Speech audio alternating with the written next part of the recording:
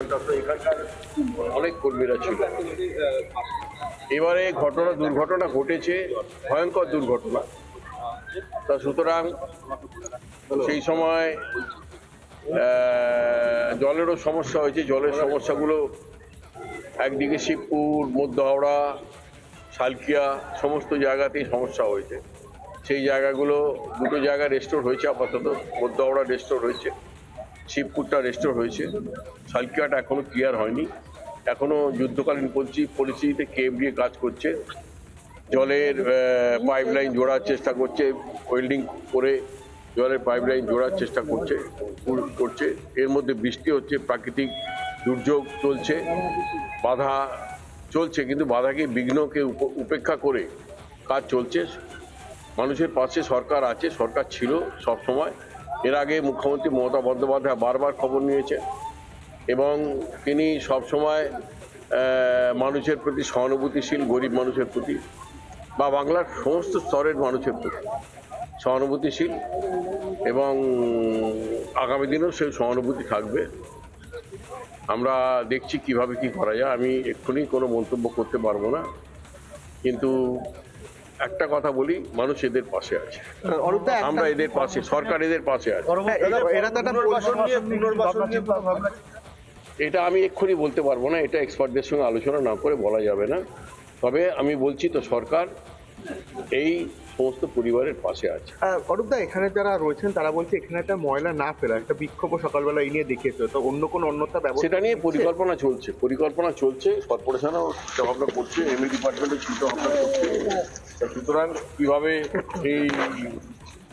এখান থেকে solid waste ম্যানেজমেন্টের মাধ্যমে এই ভাগাড়কে ক্লিয়ার করা যায় এবং এই জমিটাকে ব্যবহার করা যায়, সেটা নিয়ে চিন্তা ভাবনা চলছে। এটা আগেও আলোচনা হয়েছে, এটা নিয়ে এক্সপার্টদের সঙ্গে আলোচনা হয়েছে, বিদেশিদের সঙ্গে আলোচনা হয়েছে। তা সুতরাং আশা করি আগামী দিনে এই সমস্যার সমাধান হবে। দাদা, আপনি তো এক্সপার্টদের সঙ্গে কথাবার্তা বলেছেন, না, এক্সপার্টদের সঙ্গে কথাবার্তা বলা হয়নি। এই যে সমস্যা কতদিন লাগবে এক্ষুনি বলা যাবে না, তবে আমি একটা কথাই বলতে পারি যে আমরা সরকার সহানুভূতির সঙ্গে এদের ব্যাপারটা বিবেচনা করবে এবং এদের পাশে সরকার আছে।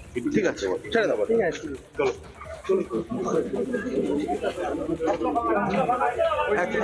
একেবারে বোঝা গেল যে এই সমস্যা এখনো পর্যন্ত ঠিক করা এখনো ঠিক হবে না, কারণ যেটা জানা যাচ্ছে যে এই যে ভাঙার যে জায়গা, সেই জায়গায় কিন্তু কোনো ভাবেই এই জায়গাকে এখন কোনো রকমেই এই জায়গা ঠিক হবে না, কারণ যেটা জানা যাচ্ছে যে আরও সময় লাগতে পারে, আরও বেশি সময়ের দিন লাগতে পারে। এখনো পর্যন্ত জলের ব্যবস্থা যেভাবে মানুষের কাছে জল পৌঁছাচ্ছে, সেই জল কিন্তু সেই রকমভাবে মানুষ এখনো জল পাচ্ছে না, তাই নিয়ে বিক্ষোভ, এবং সেই বিক্ষোভে কিন্তু সাধারণত মানুষ ক্ষোভে ফেটে পড়ছে এবং সেই এলাকার জনপ্রতিনিধিরা যারা বিধায়ক তারা আসছেন, তারা খতিয়ে দেখছেন এবং এখনো পর্যন্ত প্রায় 30 জন পরিবারকে তারা অন্য স্তরে সরিয়ে নিয়ে যাওয়া হয়েছে।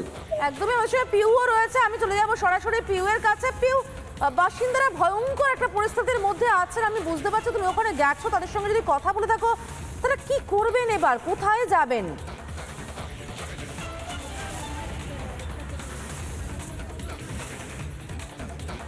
এই প্রশ্ন লাগাতার রিপাবলিক বাংলা তাদেরকে করেছে এবং সেই রিপাবলিক বাংলার খবরের যে এটা আমাদেরই ইম্প্যাক্ট বলা যায় সমাজিতা, কারণ যখন আমরা লাগাতার প্রশ্ন করি যে এখনো পর্যন্ত কোনো জনপ্রতিনিধি, কোনো নেতা মন্ত্রী কেন আসছেন না তাদের হয়ে কথা বলতে, তাদের দুঃখ দুর্দশার কথা শুনতে, তাদের পাশে দাঁড়াতে, কারণ তারা নিজেরা অভিযোগ করেছিলেন যে মিটিং মিছিল অ্যাটেন্ড করেন, পায়ে হাতে চোটও লাগে ভিড়ের মধ্যে, কিন্তু এখন তাদের পাশে কেউ আসছেন না কেন? আমরা দেখলাম মন্ত্রী অরূপ রায় তিনি আসলেন, কথা বললেন এবং তাকে সরাসরি রিপাবলিক বাংলা প্রশ্ন করেছিল যে এবার কি এই সমস্ত মানুষদের সমস্যার সমাধান হবে। তিনি বললেন যে একদিনে হয়তো হবে না, কিন্তু আশ্বস্ত করলেন যে এই সমস্যার সমাধান করবে। রিপাবলিক বাংলা এও প্রশ্ন করেছিল যে এখানে তো ডাম্পিং গ্রাউন্ড রয়েছে, আবারও ধস নামবে, আবারও মানুষটা ধসের শিকার হবে, বাড়িঘর তাদের ফাটল দেখা দেবে, সেখানে কি একেবারে পার্মানেন্ট কোনো সমাধান রয়েছে কি? সেই প্রশ্নের উত্তরে মন্ত্রী জানিয়েছেন সেটাও কিন্তু ভাবনা চিন্তা করা হচ্ছে, তাদেরকে যদি এখান থেকে একেবারে অন্যত্র সরিয়ে নিয়ে যাওয়া যায়, কিন্তু সেটা একেবারে আলোচনা সাপেক্ষ আলোচনা করা হবে। তবে এখানকার মানুষের মধ্যে যে ক্ষোভ রয়েছে, তিনি বললেন যে ক্ষোভ থাকতে পারে, তিনি কোনো কিছু রকমভাবে এটা মনে করছেন না, কারণ যারা যে সমস্যার মধ্যে রয়েছেন সেই ক্ষোভ তাদের মধ্যে এসে গেছে। এবার যখন মন্ত্রী এলেন, তারপরে কি আপনারা কোনো রকম ভাবে একটু আশ্বস্ত হলেন? কি চিন্তা, আমরা তো চিন্তাতে ঘুমাতে পারছি না, মানে বাচ্চা কাচ্চা নিয়ে, ঠিক আছে, অনেক অসুবিধা হয়ে গেছে সব নিয়ে। মন্ত্রী তো বলছেন ব্যবস্থাপনা করে দেবেন, কি ব্যবস্থা হবে, আমরা তো ব্যবস্থা দেখছি 3 দিন ধরে কিছু হচ্ছে না। হ্যাঁ, এবার নাকি সবকিছু হবে, তাহলে কি বলছেন এটা? এটা ওনাদের উপরে নির্ভর আছে, কি করবেন না করবেন। আমরা তো কিছু করতে পারবো না, আমরা তো সাধারণ মানুষ, খেটে খাই।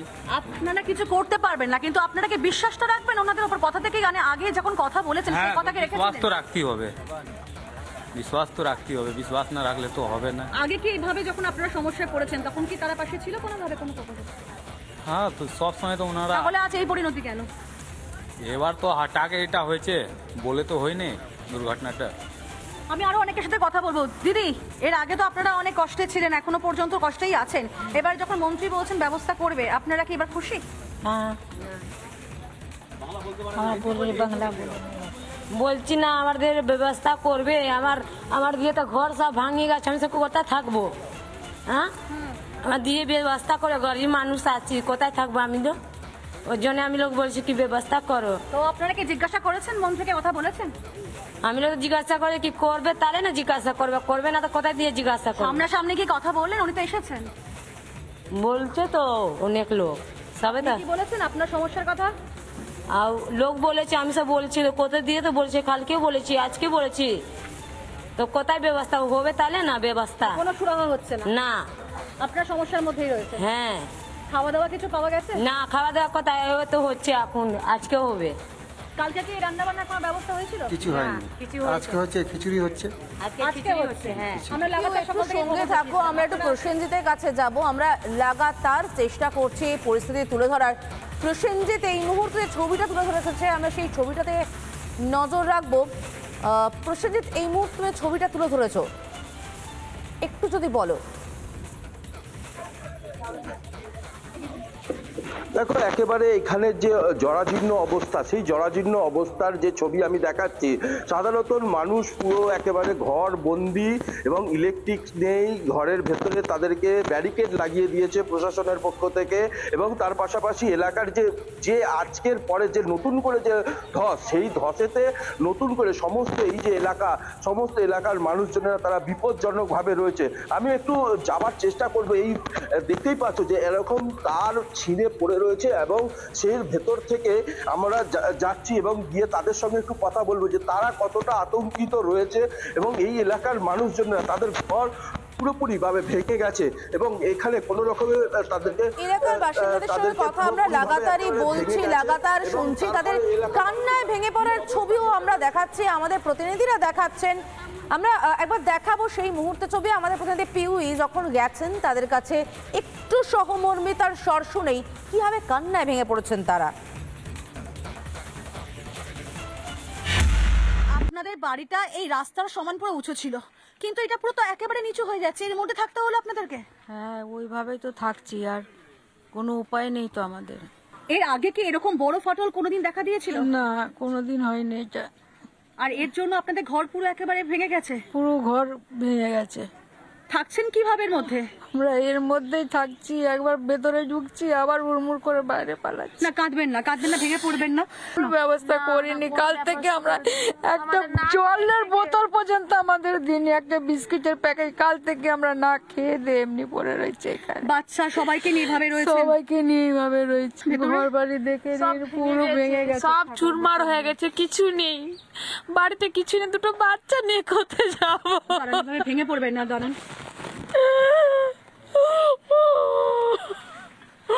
এই 8 তারিখে আমার মা মারা গেছেন, আর উঠতে পারছি না, আর আমার ঘরগুলো সব ভেঙে গেছে, চুরমার হয়ে গেছে, সব ঘরগুলো যে ভেসে গেছে, আমার ভেতরে চলে গেছে। আর কোন জায়গা যাবো? কেউ হেল্প করছে না আমাদের, শুধু দেখে দেখে চলে যাচ্ছে। আর কি করবো, আমাদের হেল্প করুন প্লিজ, বড় কষ্ট দিয়ে আছে। দাঁড়ান দাঁড়ান দাঁড়ান দাঁড়ান, এভাবে ভেঙে পড়বেন না, দাঁড়ান দাঁড়ান। আমাদের ঘর সব ভেঙে গেছে, দুটো বাচ্চা, ছোট ছোট বাচ্চা নিয়ে কোথায় যাবো? প্লিজ, আমি আমরা দেখে দোয়ায় যাচ্ছি, আমার ঘরগুলো প্লিজ প্লিজ আমাদের হেল্প করুন প্লিজ, আর আমাদের বাঁচতে পারবো না। কান্নাগুলো কি শুনতে পাচ্ছেন যারা আপনারা বসে রয়েছেন? গতকাল তো ক্যামেরার সামনে অনেক দোহাই দিয়েছেন, অনেক বড় বড় কথা বলেছেন। আপনারা কি একবার এসে এই মানুষগুলোর জন্য কোনো ব্যবস্থা করবেন? বলেছেন তো জলের ব্যবস্থা হয়ে যাবে, খাবারের ব্যবস্থা হয়ে যাবে। যদি হয়ে থাকে তাহলে বাস্তবের ছবিটা কেন এরকম?